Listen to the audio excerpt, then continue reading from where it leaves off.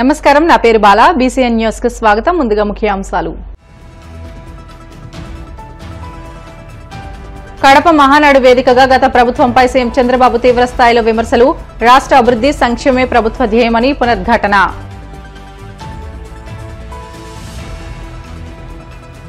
YCP పాలనలో రాష్ట్రం అన్ని విధాలా నష్టపోయిందన్న మంత్రి లోకేష్. సీబీఎన్ ఒక బ్రాండ్ అని, అభివృద్ధి సంక్షేమం ఆయనతోనే సాధ్యమని వెల్లడి.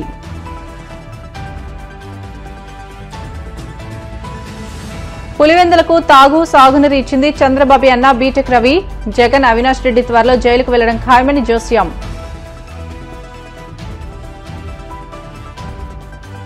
పుష్ప తరహాలో లారీ క్యాబిన్లో గంజాయి స్మగ్లింగ్. ఒడిశా నుంచి హైదరాబాద్ కు తరలిస్తుండగా పట్టుకున్న దేవరపల్లిలో పోలీసులు. పాకిస్తాన్ ఉగ్రవాదులను ఏరిపారేసిన ఆపరేషన్ సింధూర్ తరహాలో రాష్ట్రంలో ఆపరేషన్ క్లీన్ పాలిటిక్స్ చేపట్టి ఆర్థిక ఉగ్రవాదులను రాజకీయాల నుంచి తరిమికొట్టాలని ముఖ్యమంత్రి, తెలుగుదేశం పార్టీ జాతీయ అధ్యక్షుడు చంద్రబాబు పిలుపునిచ్చారు. ఉగ్రవాదులు దేశానికి ఎంత ప్రమాదకరమో రాజకీయ ముసుగులో ఉన్న ఆర్థిక నేరగాళ్లు సమాజానికి అంతకంటే ఎక్కువ హానికరమని ఆయన అన్నారు. కూటమి ప్రభుత్వం ఏర్పడిన తర్వాత దేవుని కడప అయిన కడపలో జరిగిన తొలి మహానాడుకు అద్భుత స్పందన లభించిందని, ఇది సూపర్ హిట్ అయిందని చంద్రబాబు హర్షం వ్యక్తం చేశారు. ఉమ్మడి కడప జిల్లాలో 10 స్థానాలకు గాను 7 సీట్లు కూటమి గెలుచుకుందని, వచ్చే ఎన్నికల్లో 10కి 10 సీట్లు గెలవాలని కార్యకర్తలకు పిలుపునిచ్చారు. నాకు నమ్మకం ఉంది. కడప తెలుగుదేశం పార్టీ అడ్డా, అది నిరూపించడానికే ఇక్కడ పెట్టాం. అవునా కాదా తమ్ముళ్ళు మిమ్మల్ని అడుగుతున్నా. జీవితాల్లో కొన్ని సంఘటనలు జరుగుతాయి.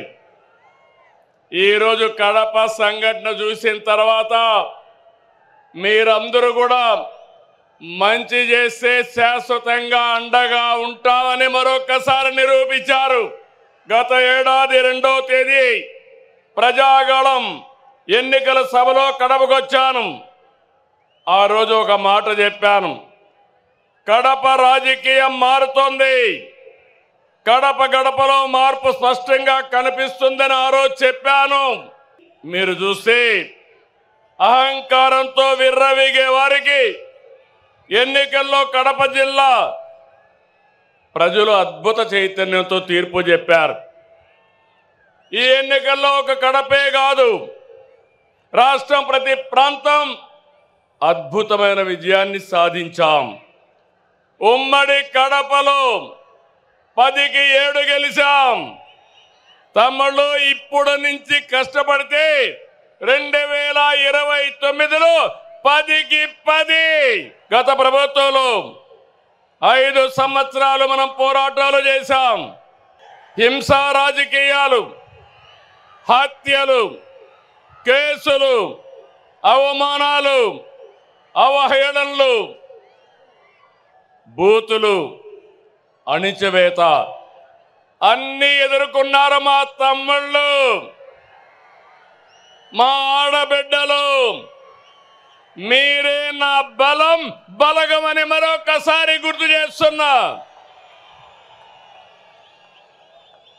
మొన్నటి విజయం వెనుక కార్యకర్తల పోరాటం ఉంది, మీ త్యాగం ఉంది, మీ కష్టం ఉంది.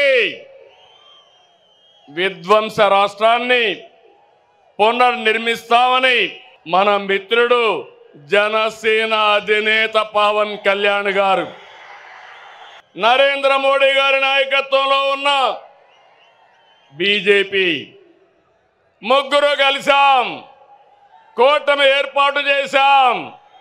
అది చేస్తే దాని ప్రభావం అంతా ఇంత కాదని మరొకసారి విజ్ఞప్తి చేస్తున్నా. మహానాడు, 6 శాసనాలు, ఇది ఒక చరిత్ర. ఈరోజు మీరు చూస్తే తెలుగు జాతి విశ్వఖ్యాతి, యువగళం, శ్రీ శక్తి, అన్నదాతకు అండగా, పేదల సేవలో సోషల్ రీఇంజనీరింగ్, P4 ద్వారా మీ అందరినీ ఆర్థికంగా పైకి తీసుకొచ్చే బాధ్యత 2029కి 0 పావర్టీ. ప్రతి ఒక్కరికి ఇళ్ళు కట్టిస్తా, ప్రతి ఒక్కరికి ఇంటి జాగా ఇస్తాం, కనీస అవసరాలు తీరుస్తాం. ఇవి చేసి ఇక్కడుండే కార్యకర్తలు నాయకులు కోరుతున్న కార్యకర్తే అధినేత ఇది కూడా నిన్న మనం అందరం కూడా కలిసి నిర్ణయించాం. కడుపు నిండింది, ధైర్యం వచ్చింది, నేను చేసే పనులకు ఆమోదం చెప్పారు. మళ్ళీ దీన్ని రెట్టించిన ఉత్సాహంతో ముందుకు తీసుకుపోతానని మీ అందరికీ హామీ ఇస్తూ జై తెలుగుదేశం. తెలుగుదేశం పార్టీ జెండా పీకేస్తామని, పార్టీని లేకుండా చేస్తామని అన్నవారు ఇప్పుడు అడ్రస్ లేకుండా పోయారని టీడీపీ జాతీయ ప్రధాన కార్యదర్శి నారా లోకేష్ తీవ్రస్థాయిలో విమర్శించారు. కడపలో జరిగిన మహానాడు వేదికగా ఆయన మాట్లాడుతూ వైనాట్ 175 అన్న వారికి ప్రజలు ప్రతిపక్ష హోదా కూడా ఇవ్వలేదని ఎద్దేవా చేశారు. గత ప్రభుత్వ హయాంలో ఎదుర్కొన్న సవాళ్లను, కార్యకర్తల త్యాగాలను స్మరించుకుంటూ రాబోయే రోజుల్లో రాష్ట్ర ప్రగతికి తమ ప్రభుత్వం కట్టుబడి ఉందని స్పష్టం చేశారు. తిరుమల తొలి గడప దేవుని గడప, ఒంటిమిట్ట రామస్వామి ఆలయం, ఆమీన్ పీర్ దర్గా, మరియాపురం చర్చ్ ఉన్న పుణ్యభూమి ఈ గడప. పౌరుషం, ఆత్మీయత, మహిళల్ని గౌరవిస్తాం నేర్చుకోవాల్సిన గొప్ప గడప ఈ కడప. మాస్ జాత్ర మహానాడు అదిరిపోయింది. పౌరుషాల గడ్డపై పసుపు జెండా రెపరెపలాడుతుంది. దేవుని గడప కడపలో పసుపు పండగ నిర్వహిస్తాం. నా అదృష్టంగా నేను భావిస్తున్నా. 2024లో మాస్ విక్టరీ మనందరం చూసాం, చరిత్ర కూడా తిరిగి రాశాం. 94% స్ట్రైక్ రేట్, అంటే 175 నియోజకవర్గాల్లో 164 స్థానాలు మన కైవసం చేసుకున్నాం. ఇది ఒక రికార్డు కాదు, ఆల్ టైమ్ రికార్డ్ అని సభాముఖం మీకు తెలుపుతున్నా. ఇది తెలుగుదేశం పార్టీ కార్యకర్తల నాటు దెబ్బ.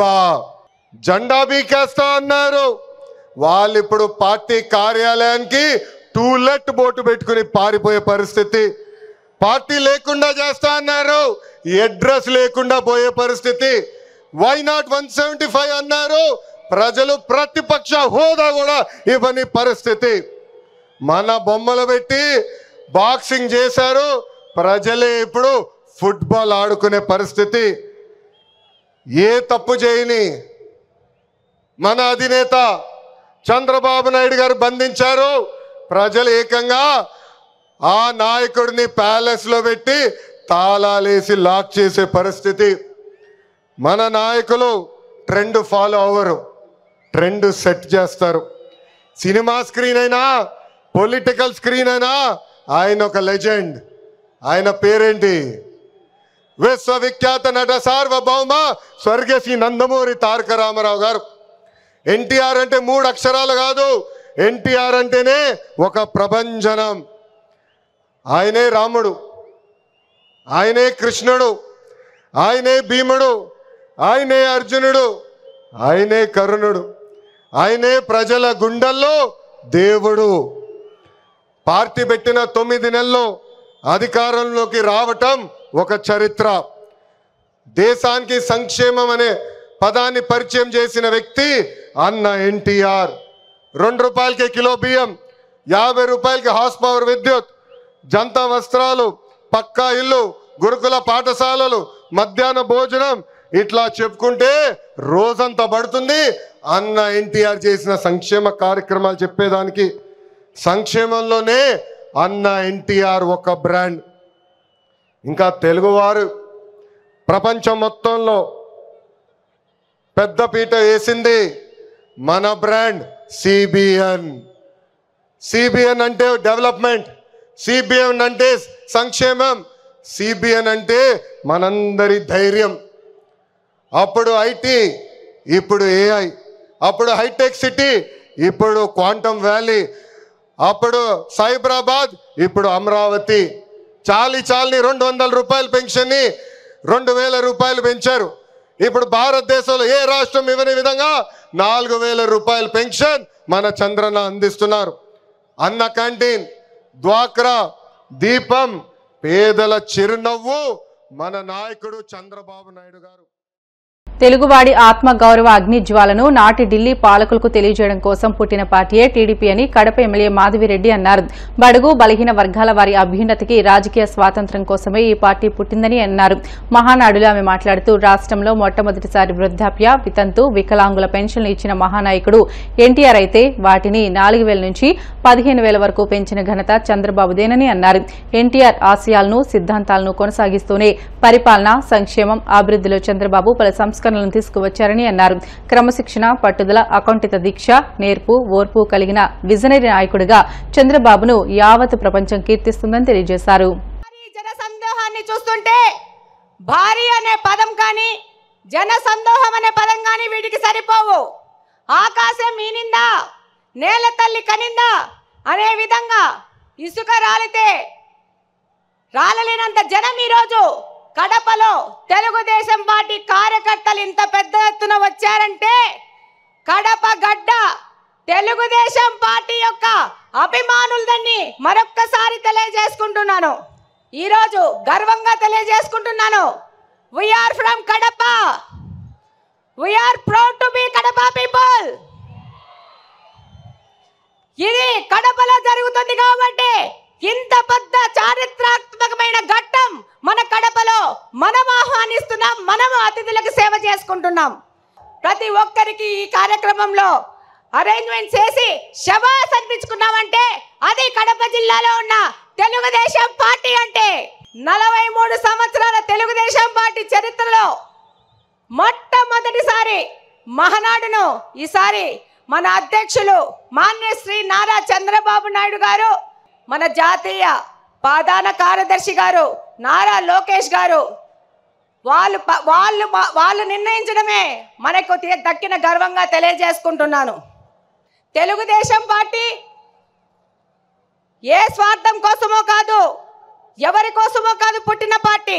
తెలుగుదేశం పార్టీ అనేది తెలుగువాడి ఆత్మగౌరవ వేడి సెకన్ నుండి నాటి ఢిల్లీ పాలకులకు తెలియజేయడం కోసం పుట్టిన పార్టీ. తెలుగుదేశం పార్టీ అంటే బలుగు బలహీన వర్గాల అభ్యున్నతికి, రాజకీయ ఆర్థిక స్వాతంత్రం కోసం పుట్టిన పార్టీ. తెలుగుదేశం పార్టీ సమర్థవంతమైన నాయకత్వం మరియు క్రమశిక్షణ కలిగిన, నిబద్ధత కలిగిన కార్యకర్తలే వెన్నెముక. ఏ రంగంలో కానీ తక్కువ గాని తెలుగువాడి ఆత్మ గౌరవ ప్రతీక మన తెలుగుదేశం పార్టీ. తెల్లవాడి నుంచి మనకు స్వాతంత్రం తేవడానికి గాంధీ మహాత్ముడు పుడితే తెలుగువారి ఆత్మ గౌరవాన్ని కోసం పుట్టిన వారు విశ్వవిఖ్యాత నట సార్వభౌమ స్వర్గీయ అన్న ఎన్టీఆర్ గారు.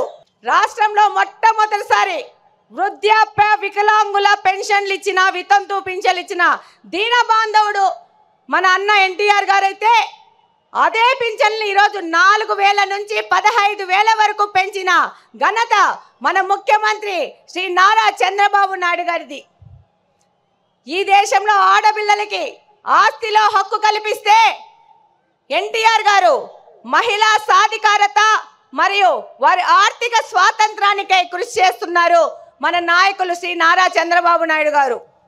రాయలసీమ ప్రయోజనాల కోసం అన్న ఎన్టీఆర్ గారు తెలుగు గంగ ప్రాజెక్ట్ నిర్మిస్తే మన Nara Chandrababu Naidu garu SRBC, HNS, GNSS, KC canal modernization చేసి వాటి సాగునీటి, తాగునీటి ప్రాజెక్టులను ప్రారంభించి లక్షలాది మంది రాయలసీమ ప్రజల దాహార్తిని తీరుస్తున్నారు.